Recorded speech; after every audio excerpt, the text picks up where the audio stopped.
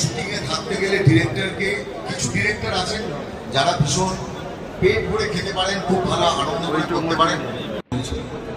আর একটা মজার জিনিস ছিল, সেটা হচ্ছে পাঞ্চগনিতে, বম্বেতে যারা কাজ করেন আর কি, তো যারা